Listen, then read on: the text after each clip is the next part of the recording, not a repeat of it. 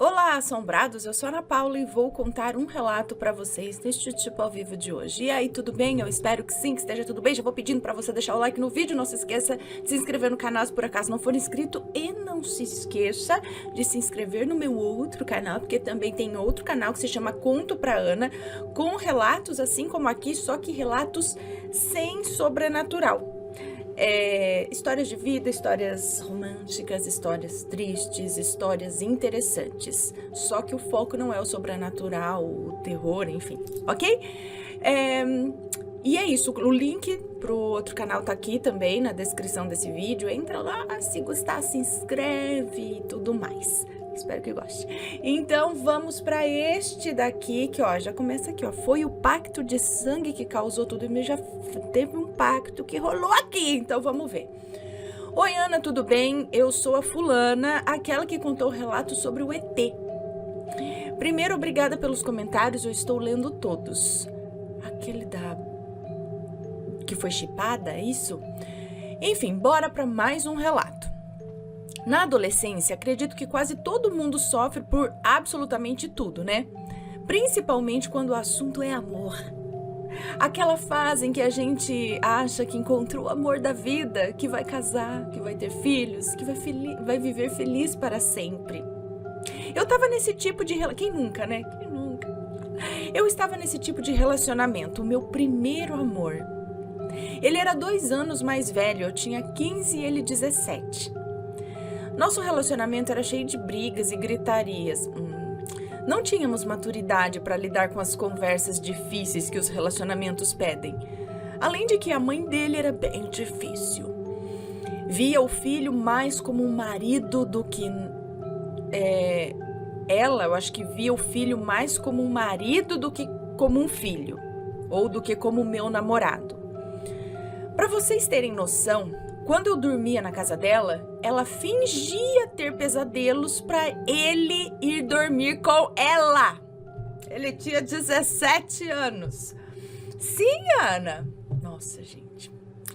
Inclusive, uma vez nós fomos viajar. Desculpa se eu gritei no ouvido de vocês, tá? Às vezes eu me empolgo aqui, eu grito no microfone, aí eu, né? Desculpa. Inclusive, uma vez fomos viajar e ela queria dormir... Ai, gente, não é possível. Inclusive, uma vez fomos viajar e ela queria dormir conosco, com nós dois juntos. Ah, imagina a cena, Ana. Tipo, a mãe dormindo no meio do casal de namorado ali, do filho, da nora, Ela me odiava. Falava muito mal de mim. Uma menina de 15 anos, gente. E depois que nós terminamos, ela nem olhou mais na minha cara. Bom, ele foi o meu primeiro e eu dele.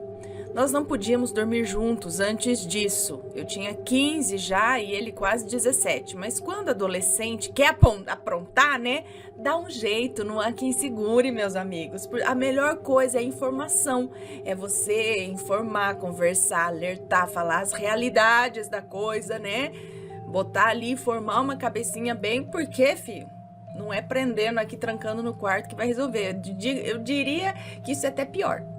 Bom, então, quando quer dar um jeito. E assim foi, deram um jeito. Eu não podia dormir junto, mas deram um jeito.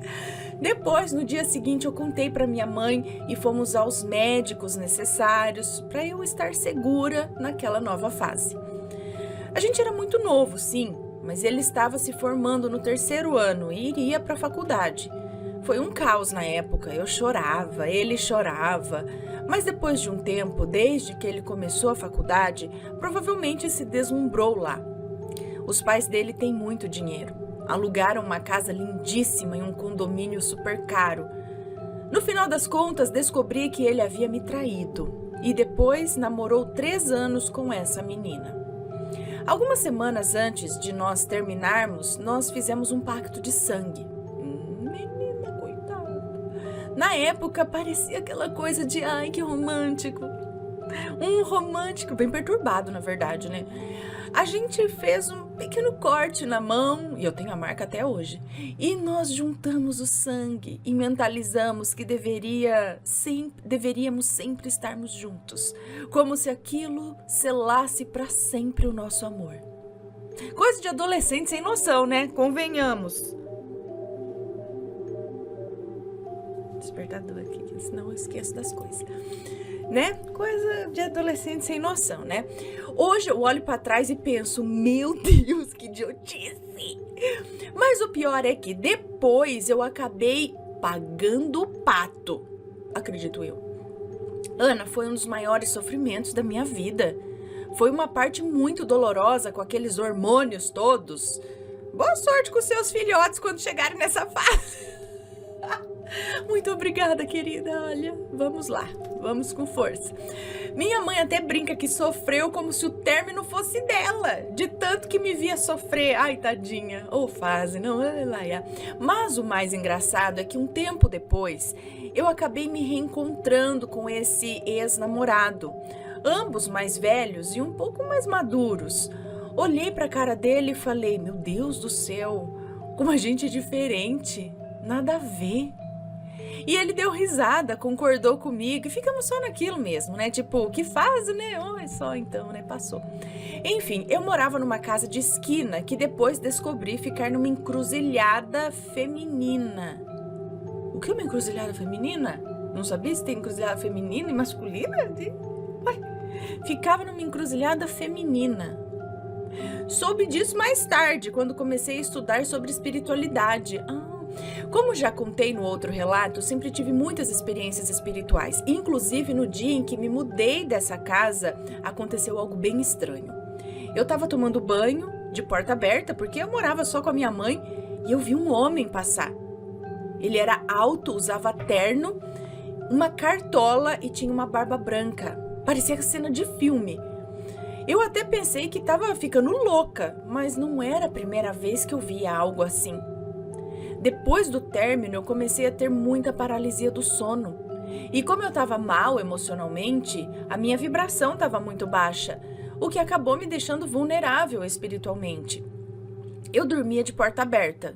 E um spoiler, hoje em dia nunca mais fiz isso. Nas paralisias eu sentia presenças, mas eu não via nada. Até que um dia eu vi um homem careca, acima do peso, acenando para mim e sorrindo. Ana, o sorriso dele era aterrorizante. A energia daquele homem era tão pesada que parecia que o quarto escurecia. Eu tentava me mexer e não conseguia, só depois de muito esforço. Eu criei até uma técnica para tentar sair do transe, que é fechar os olhos, relaxar o corpo e respirar fundo e lentamente. Mas o medo era tanto que eu travava. Isso começou a acontecer todas as noites. Aquele homem vivia aparecendo. Até que um dia, por volta das 9 horas da noite, eu fui dormir chorando, triste, sem querer pensar em nada. Tava quase pegando no sono quando senti algo me enforcando. Eu vi uma sombra escura, sem rosto, me apertando o pescoço com força. Eu não conseguia gritar nem respirar. Foi um desespero. Quando finalmente consegui me soltar, eu comecei a gritar. Meu tio e minha mãe, que estavam na cozinha, correram até mim. Eu dizia que alguém tinha me enforcado. Eles acenderam as luzes, mas é claro, não viram nada. Algumas semanas depois, eu comecei a frequentar um centro de Umbanda, porque sempre tive curiosidade e com todos aqueles eventos, né, era bom mesmo procurar um refúgio, né? Foi uma experiência linda, uma religião muito estudada, acolhedora e cheia de sabedoria. Quando eu cheguei lá, eu nem precisei contar o que vinha acontecendo. Os médiuns logo perceberam que havia algo comigo, que eu tinha mediunidade, mas estava descontrolada e totalmente vulnerável. Em uma gira de esquerda, uma pombagira se apresentou para mim e disse: "Fique tranquila, enquanto você cuidar da sua espiritualidade, eu vou aparecer para você em sua casa." 3 dias depois, eu estava deitada no sofá e tive mais uma paralisia do sono. Dessa vez, eu vi uma pantera preta, enorme, atravessando a sala. Ela veio até mim, lambeu a minha mão e foi embora. Sim, uma pantera! Eu sei que parece impossível e quando nós vemos o impossível,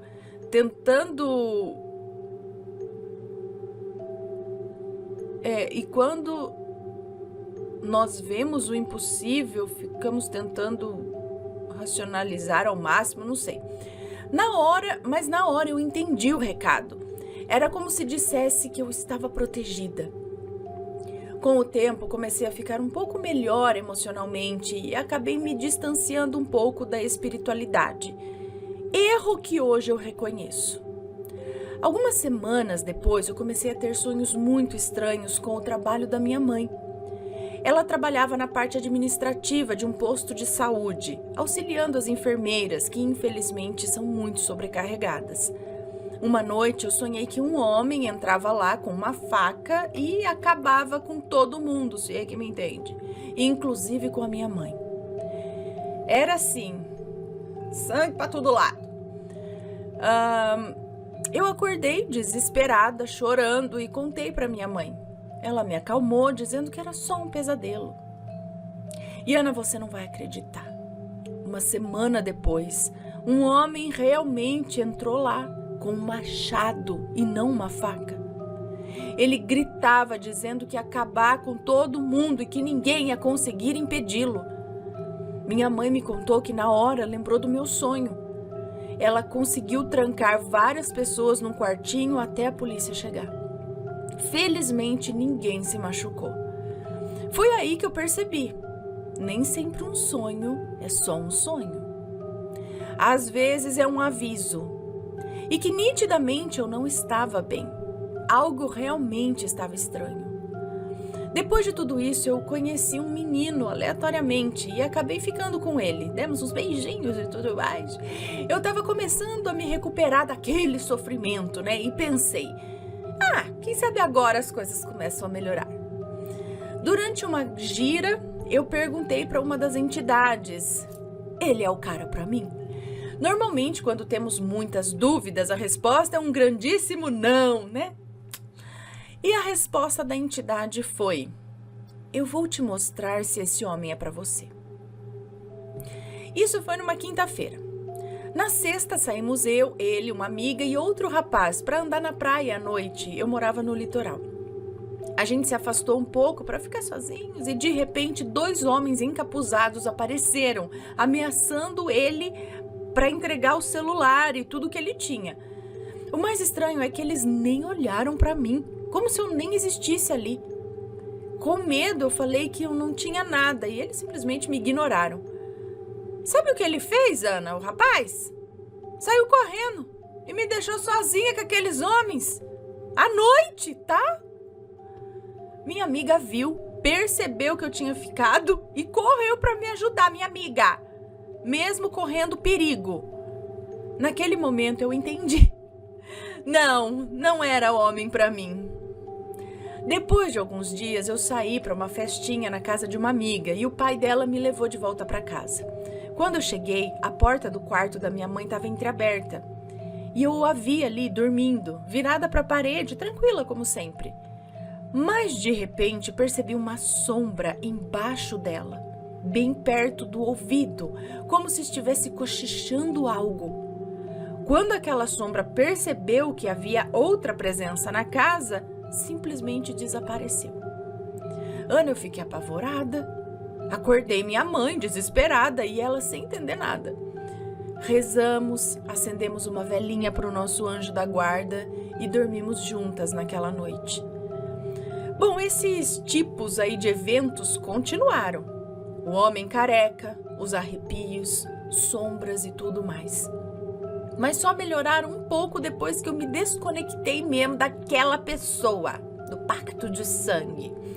Depois de alguns anos, eu comecei a namorar um cara que, apesar de ter sido um péssimo relacionamento, ele me ajudou com o pacto de sangue que eu fiz na ingenuidade e na ignorância. Depois disso, eu não tive eventos tão marcantes como esses. E como mencionei no outro relato, quanto mais eu trabalhava minha espiritualidade, mais intensas e claras as coisas se tornavam. Para uma adolescente, era tudo muito mais forte. Agora fica a dúvida, tudo isso foi por eu estar com baixa vibração ou esse pacto, de fato, interferiu no meu campo energético? Ou sei lá, a casa talvez? Porque os eventos aumentaram quando eu me mudei para lá. Deixem aí nos comentários do vídeo a opinião de vocês, porque eu gostaria muito de ler. Tive outros relatos, né, outras coisas aconteceram comigo depois disso e antes também, mas eu quis deixar aqui essa sequência aqui desses meses. Ana, muito obrigada por ler e compartilhar o meu relato. Quando vi você no vídeo, o vídeo e o ET, eu me arrepiei inteira. Acho que eu gravei o vídeo do ET, é isso. Fico feliz em poder dividir essas experiências para alertar e mostrar que existe muito mais entre o céu e a terra do que a gente imagina. E mesmo para quem não acredita, se caso um dia acontecer algo com vocês já terão algumas dicas em mente. Também achei interessante suas considerações no final do vídeo. Eu não sabia que havia tantos relatos parecidos assim. Fui pesquisar tudo depois, inclusive esses Tall Grays. Obrigada também aos assombrados pelos comentários e carinho de sempre. Um beijo para você, muito obrigada. E menina, nesse caso aqui, eu acho que tudo tem relação, tudo tá ligado. Esse pacto, esses juramentos, essas intenções colocadas, tem muita força, né? E eu acho que isso acabou de fato te ligando, por isso a gente tem que tomar muito cuidado com as coisas que a gente promete, inclusive em viagem astral, em sonho, né? E esses laços que são feitos, né? A força com que eles são firmados, tudo isso acredito que interfere. Aí entra também o seu abalo emocional, que também, como você disse, né? Pode ter atraído mais coisas, pode ter causado outros efeitos também. Entra talvez a tua mediunidade, que acredito, né, que você tem alguma coisa a mais aí. Entra a idade, né, da adolescência, tudo mais intenso. E pode entrar também a casa, como você disse. Eu acho que tudo tá ligado. Um pouquinho de tudo aí tem fundamento. E você, o que acha? Deixa as suas opiniões sempre com respeito, por favor. E se tem uma história parecida, envie o relato pra gente. Um beijo pra vocês e a gente se vê no próximo relato. Fui! Tchau, tchau!